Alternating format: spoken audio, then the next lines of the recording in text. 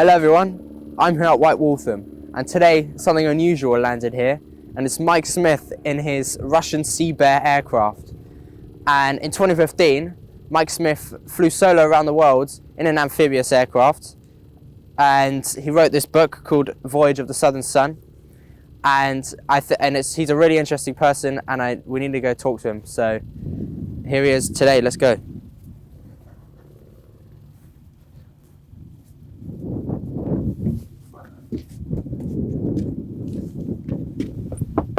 Hello, Mike. Hello. Hello. How's things? Nice to meet you. Hi. I love this little airfield. Yeah, it's really nice. Yeah. Welcome. And you've been doing your training here? Yeah. Yeah. Yeah, I have. Yeah. It's cool. Yeah. Right. Let's have a chat. Right. So, hi, Mike. I've got lots of questions. I can imagine. Yeah. Okay. So, the first question I want to ask you is, what made you decide you wanted to fly around the world? Look, since I was a kid, I've wanted to sail around the world. So I've always, when I always read books about circumnavigations, and it was something I always really wanted to do. But when I set off on the flight, I actually was just flying from Australia to London. I was retracing the 1938 flying boat route from Sydney to London, and I had no plan at that stage to fly around the world. But that trip went really well. It took me about 8 weeks. I was having a ball, and I arrived in London and was kind of planning to pack up the plane and ship it home. And my wife came to meet me for a holiday and said, "It really looks like you're enjoying yourself. Why don't you keep going?" Now, that makes me, pretty lucky, I think, that I got that blessing from home. But she said, "Look, you've always wanted to sail around the world. It's still a boat. Why don't you just keep going?" So I did. Yeah, great. Well, so then, what made you choose to fly around the world in a boat? Look, when I started flying lessons when I was in my early 20s, and I kind of got 10 or 12 hours in and then stopped, and I just wasn't doing it for me. I thought, I don't know about just flying from airport to airport. And then, my grandfather flew on Catalinas in World War II, so I was familiar with the idea of flying boats. And then I read a magazine article about this little plane called a Sea Ray, a little 2-seat, single-engine flying boat. And I just went, wow, that's it. And I fell in love with the idea of that plane. And so I started my flying lessons again. And sometime later, my wife found out I went and bought a Sea Ray while I was still doing my flying lessons. And so I kind of became really committed to the idea of the flying boat. And, it wasn't the ideal plane for flying around the world, but it was the plane I had. And, at the end of the day, as someone else said, it might only do 80 knots, but you get a lot more time to enjoy the air. So, Yeah, okay. So, what training did you actually have before you set off? I started actually with an ultralight license, Okay. and then got a PPL. I did my PPL in America, and I, of course, have a float endorsement. By the time I left on this trip, I had 450 hours total, of which about 350 was on the Sea Ray. So I knew that plane really well, but was still, I must admit, pretty low time pilot, VFR only, and so no more than the normal training you would have to fly a float plane. Yeah. Well, it must be in such a small aircraft, in such a long trip, must be quite hard to prepare for, really. Well, it's an interesting one because the Sea Ray is a real seat of the pants plane. So I felt like, I know I can fly that plane, land in small fields. I feel like I know it really well, but there was a lot on the trip that I learnt that I realised, they were unfortunately the things that you learn from your mistakes, and it was things like not having IFR training. I think was a big mistake. I should have done that, but I just figured, she'll be right, I'll work it out. But it wasn't, and it nearly bit me. And I did, even the navigation training, one of the things you'll need to be conscious of is even if you're flying VFR internationally, they actually treat you like an IFR flight. So they're going to talk to you about airways routes and VORs and operating in the big international airports. You need to know how the commercial guys do it, even though you're not commercial and even though you're not IFR. So you really need to get on top of a lot of that. So I really like the story in your book. And can you tell me a bit more about landing in the sea in the Equator? Yes. That seemed like such a good idea at the time. That's probably one of the lessons I was talking about. So sailors, the first time a sailor crosses the equator, it's a big, big deal. And, there's usually a King Neptune ceremony, and, sailors for hundreds of years have made a big deal about it. I was pretty chuffed to be crossing the equator in my own boat, but of course I was flying. And so I'd had the idea a few days earlier that if the sea looked okay, it'd be really cool to land on the equator. I thought, that part of Asia wasn't very windy. I thought the sea would be okay. So the night before, I went to a hardware store in Indonesia and I bought a plastic sink. And the window on the Sea Ray opens right up. So I thought it'd be really cool to work out, if you're on the equator, which way does the water go down the sink? So I went and got this sink and put it in the plane. So I flew over the equator, did a U-turn, came back. It looked pretty benign, landed. And as I was landing, and it's funny how the sea looked really flat, but as I got down to a couple of feet off the water, it was quite obvious there was a very long swell. And I've landed, I've got like over 1,000 water landings, but I realized that they're all in kind of short chop in bays and rivers. So I landed, and it was a bit of a bumpy landing, and it kind of gave me a bit of a jolt, I must say, but I thought, oh well, that was all right. So I opened up the window and set up my camera and got this sink, and I picked up the water, and the water doesn't go either way. It just kind of glugs down. And I thought that was amazing. So then I went to take off, and I hadn't taken off in those conditions before. And what I found was that with that very long swell, it was like trying to, imagine trying to take off on a runway, which actually is like a dip, those slippery slides. And so I just get up to speed, and then I started bouncing, and it was the most heinous, horrible takeoff I've ever done, quite frankly. And I bounced off the water and just got the plane going. And just as I was thinking, right, here we go, I realized that my controls were jammed, and that so what sounded like a great story all of a sudden became really dangerous. And I had aileron control but no pitch, and I was fussing around trying to work out what had happened. But now, one of the lessons I learned was how quickly we make decisions based on what we think is happening. So because it had been a hard landing, I convinced myself that I'd actually bent the plane, and the reason I had no pitch control was because the push rod must be jammed. Now, I quickly ascertained that using power, I could control my altitude. So amazing how the training just clicked in, and I went, yep, okay, I can't change my pitch. With flaps and a little bit of trim, I was able to do a little bit, but basically not much. And then but using power, I was able to climb, maintain level flight, and flew back into Singapore. Now, when I landed, and I was slow because of my strange pitch, I think I flew at 60 knots the rest of the trip to Singapore. When I landed, and was able to actually open everything up, what I found was one of the spare parts I had in the front of the plane, I'd hit so hard that I had this wall about this high with spare parts in front. It had actually jumped all the way up over this partition and gone over and gone down and got jammed under the control stick. That could have gone so wrong in so many ways. And, the lessons out of it are, if I'd convinced myself very quickly the plane must be bent. And in fact, I was thinking, oh my God, the trip's over. What have I done, you idiot? But when I got back and realized it was something stuck under the control stick, I couldn't actually have reached where it was in the plane, but what it really highlighted was it was something else. The plane was actually fine. It's such a tough little plane.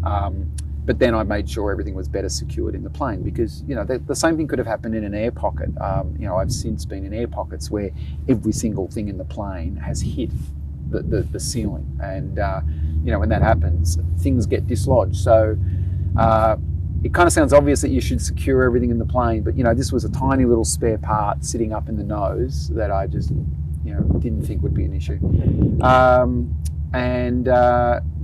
But the other lesson out of it was that as I was coming down, I actually saw the waves, and I thought, oh, I don't like the look of this. But I'd become so committed to this idea of seeing which way the water went down the sink, I still went for it. Now, what I should have done, I was so in love with the idea that I went ahead with something I shouldn't have. And what I should have done, at 2 or 3 feet above the water, it's just gone, actually, that doesn't look good. Go to power and take off and keep going.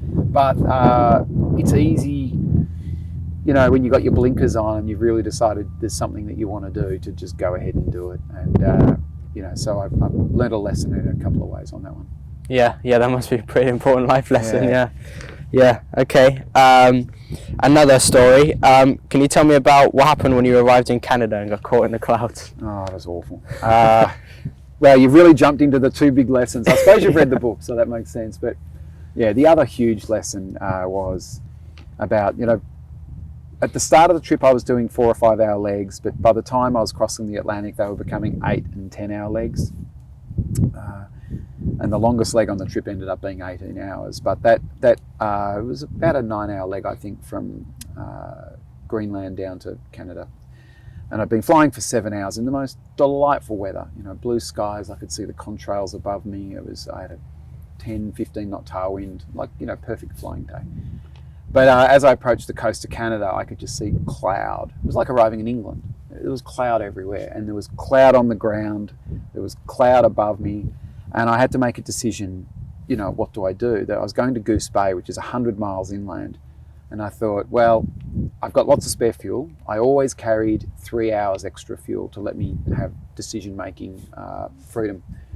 But I thought, gee, if I go 100 miles inland above the cloud and there's no way of getting down, and then I have to come 100 miles back to go under the cloud and back in, I'll be right on the edge of my fuel. So I thought I better go under this cloud. And looking, I thought there was kind of a path through. But as I got, I was only kind of 10 miles in, and the cloud beneath me was coming up and the cloud above me was coming down. And what amazed me was how quickly I went from feeling like I had good forward vision for quite a while and thinking, no, I don't like the look of this, I'm going to turn and get out of here. And as I actually turned straight into cloud. And because I've done basic IFR training.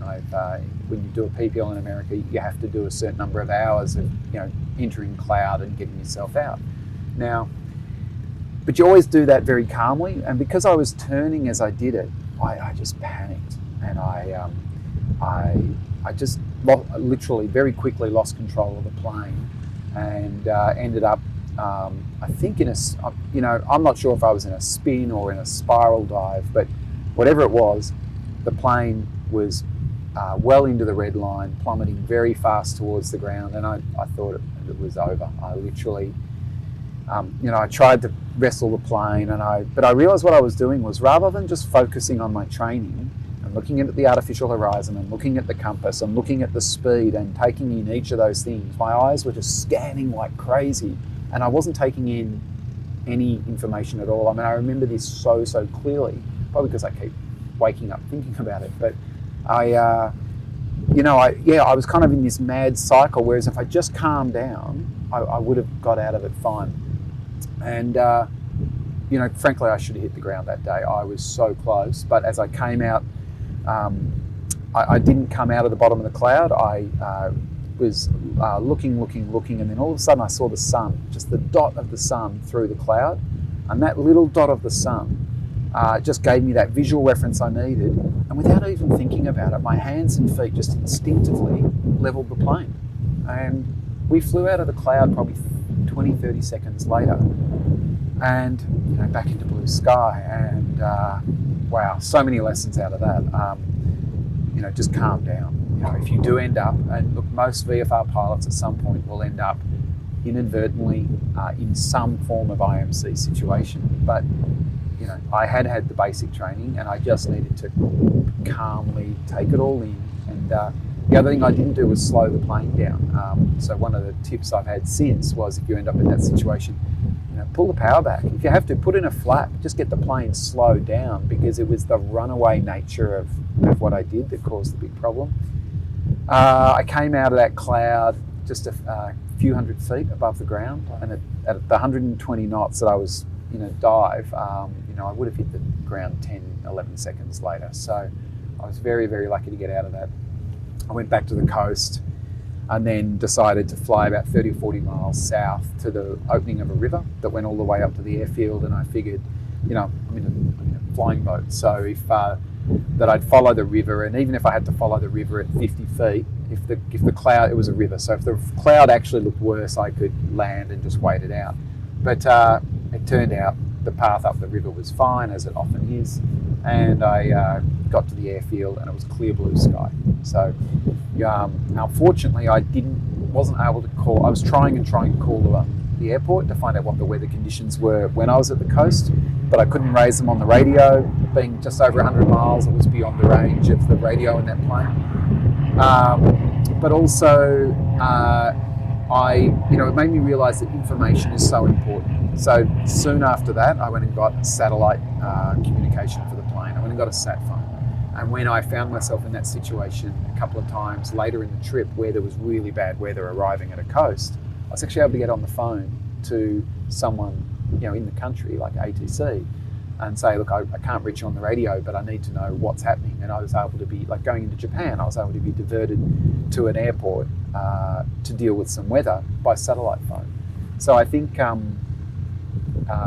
having that equipment in place is stuff that it seemed, at the time I didn't think was that important. I hadn't realised just how isolated I'd end up.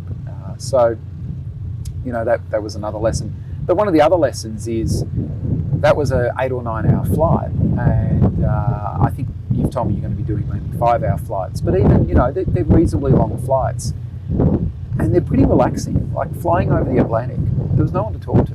I didn't have to make sched reports, so you're sitting there for several hours and you're just kind of flying the plane and relaxing. The workload's not very high. It's a beautiful day. But in that last 5 to 10% of the flight, you actually need to do 90% of the work. And I had got in probably the habit of thinking, oh, look, I'm nearly there. It's almost over. But what you've actually got to be mentally prepared for is that it's right at the end when you need to be at your peak. So, you've got to be drinking enough fluid. You've got to be eating enough food. You've got to have your energy balanced right. So that in that last 15 to 30 minutes, you're ready to actually perform the best you need to all day. The problem is you're tired. So you've just got to think in advance, how do I get myself ready for that? And it is isolating when you're out there on your own. You clearly got no one to talk to. So it's hard to just then snap yourself into shape. But, that's one of the things you're going to need to prepare for. Mm. So if you could do it again, what would you change? I would get a bigger, faster, more comfortable plane. Yeah. Look, I don't regret doing it in the Sea Ray. I love that little plane, and she saved my life by being so strong. But it really isn't the ideal plane to go around the world in. When you're flying at 80 knots and you get a 20-knot headwind, which is inevitable, all of a sudden you're going slower than the cars on the road. Your fuel calculations go out the window. So I think to be doing that sort of stuff, and I actually don't mind flying over the ocean, but I think having 2 engines is a pretty good idea. And I'd like to take some people along with me. My son's learning to fly, and I'd love him to join me on some legs. And I also wanted to make sure, I did sleep in the plane a few times last time, and it was incredibly uncomfortable. So I wanted to make sure that next time I had enough space in the plane to sleep and just be a bit more relaxed. Yep. Okay. Yeah, that's good advice. Okay. And is there any other advice that you would give me? I would actually. Now, one of the things, when I went on my trip, I was only going to London, right? So many people have done that. It wasn't a huge deal. So I didn't do any press releases or whatever. Now, I realise most people going on adventures have got sponsors they need to look after, and so the media side of it is important. But what I would say is find the right balance, because you're doing the trip for you. And if you put too much pressure on yourself to be in a certain place by a certain time because there's going to be 100 people or 200 people waiting, or there's going to be a TV crew there waiting for you, you don't want to start making bad decisions because you don't want to let people down. And it is one of the hardest human emotions to manage in that situation. And I'm talking from experience. And again, all pilots have done it. Get there, itis, where we push through that little bit of low cloud that maybe we shouldn't, because we think surely it's just not that, just that little bit further. But the pressure of knowing that people are waiting for you is a really tough one. So I think find a balance between tell people where you're planning to go, but don't tell them to the hour or necessarily even the day when you plan to be there, because you're doing it for you. You're not actually doing it for the people on the ground. this is something that that you want to do, and I know that you'll inspire people, but you'll inspire them whether you tell them what time you're arriving or not. Most of the people who follow your trip aren't going to be there at the airfield to meet you. They're going to be at home. So manage the expectations so that you don't put yourself in a situation where you're really pushing yourself more than you should. That would be probably one of my big ones, is remember why you're doing it, and you'll have an amazing time. You'll go to lots of countries where people don't speak English, so just I find that gesticulating, talking slowly, and doing drawings gets you a hell of a long way. I always carry a little notebook, and the number of times I've done a drawing to get through something. But be really patient too.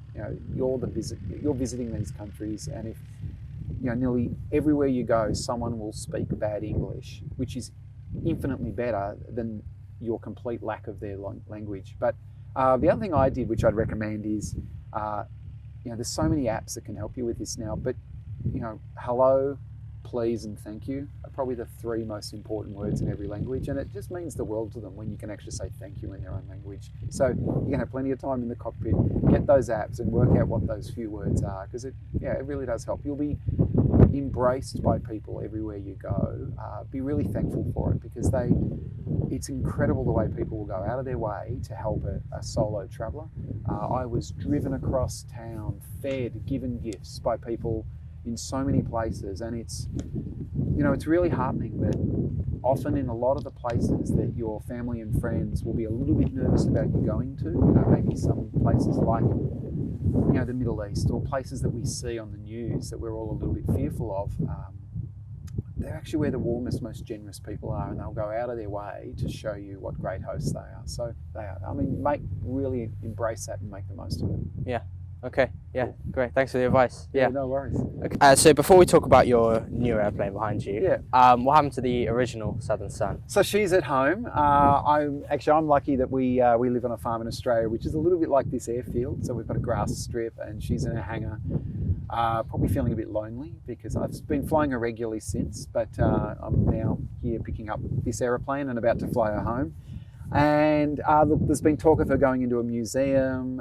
There's a few people who would really like to buy her. I'm not really sure. I need to make a decision.